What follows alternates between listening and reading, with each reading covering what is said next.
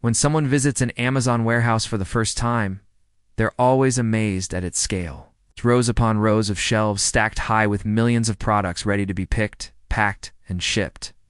But for many people who work there, the experience is very different. They find themselves in a high-pressure environment where they're constantly being monitored by computers and managers. This is what it's like inside Amazon's warehouse empire. This video was made possible by a grant from a tech company.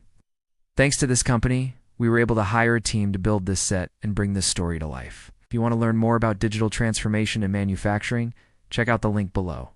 In 2021, Amazon announced that it would hire 150,000 full and part-time workers for its warehouses across the U.S. during the holiday season. But unlike in previous years, the company said it would also offer full-time positions to seasonal employees after the holidays. Still, warehouse workers know their jobs are precarious. "You know, it's Amazon," says Carlos, who has worked for the company for 12 years. "After the holidays, all the temps get let go. And if you're full-time, you just never know when they're going to decide to cut hours or shut down the building completely." The past year, the company has closed several warehouses around the country. Amazon says it currently has more than 1,000 full-service facilities globally, and the company continues to expand. The world's largest online retailer needs to keep growing its network of warehouses to fulfill orders faster and cheaper.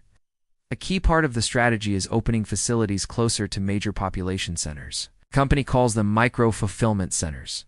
A few miles from downtown Dallas, Texas, in a neighborhood with single-family homes and a park, there's a large white warehouse where a small army of robots moves packages the size of suitcases onto trucks, onto planes, onto trains.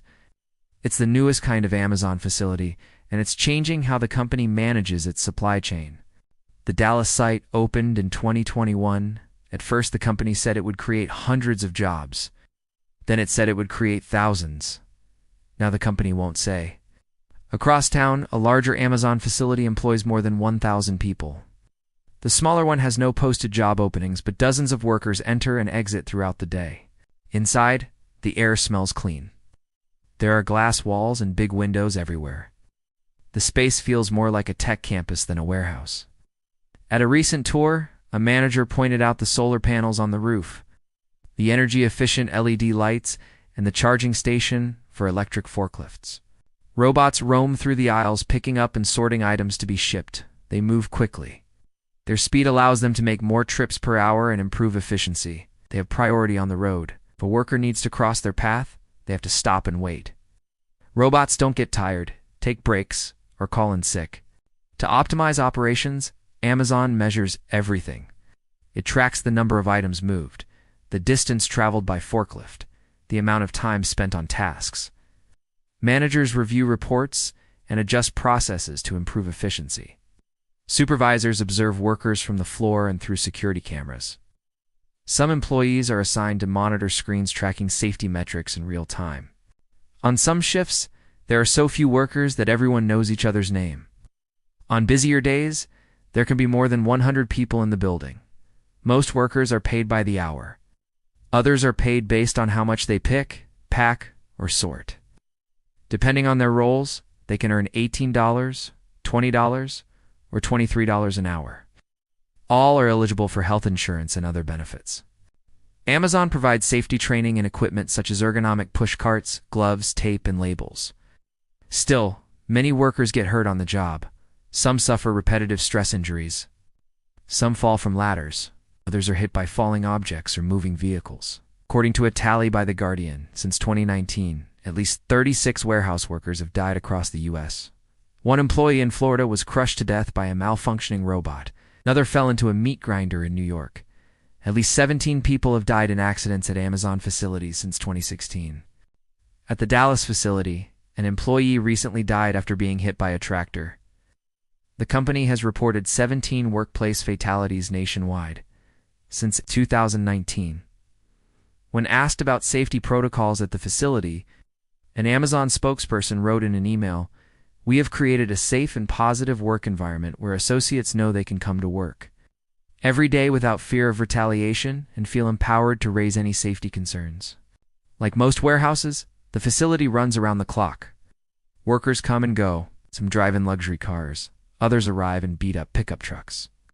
The property has rows of parking spaces for cars and vans, but only a handful of spots for RVs and trailers. While the surrounding area has changed a lot over the past decade, the neighborhood hasn't been entirely gentrified. Inside, workers use hand scanners to track their movements.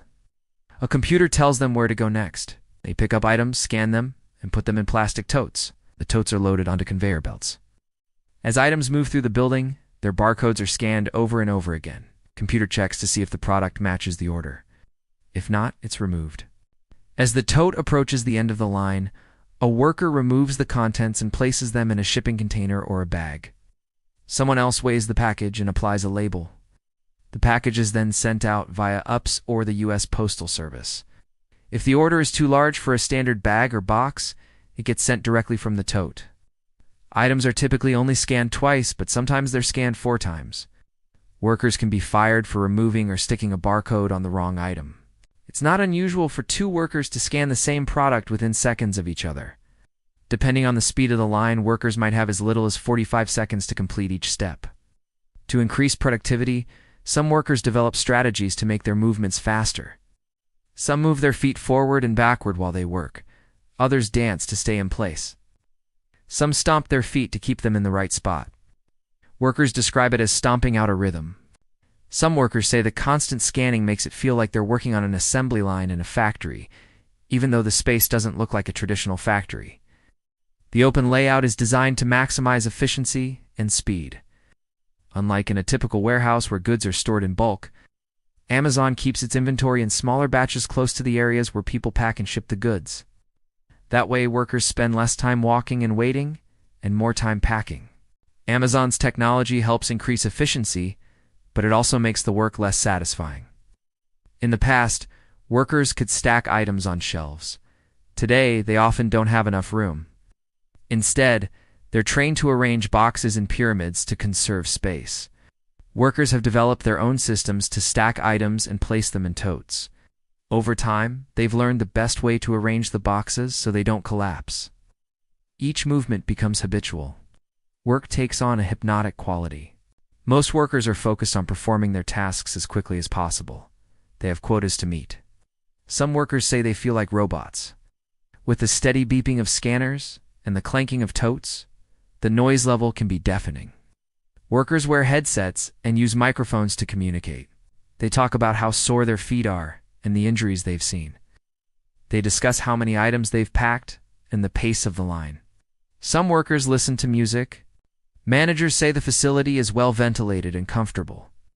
They point out the water coolers and break rooms. There's one bathroom for men and another for women. Workers say they don't have enough time to take breaks. During slower periods, they have more time to catch their breath. When the lines are moving fast, workers may not stop for an hour or longer. Sometimes the only way to take a break is to quit. It's hard to talk about conditions at Amazon because the company actively tries to prevent leaks. Workers sign confidentiality agreements. Some are afraid to speak out because they fear losing their jobs. Some are undocumented and worried they'll be reported to immigration authorities. Many workers say they're happy to have a job, even if it's dangerous, low-paying, repetitive work. Not everyone works at Amazon because they need the money. Some are attracted to the efficiency and the sense of purpose, like students learning a new language. Some are excited to memorize the codes and learn the routes. Some workers say they enjoy being part of a machine. They like knowing their jobs help keep prices low and delivery times fast. They believe in the Amazon mission. Today, the company faces pressure from investors, customers, and regulators. After years of reporting losses, Amazon finally turned a profit in 2021. Its net income was $33 billion.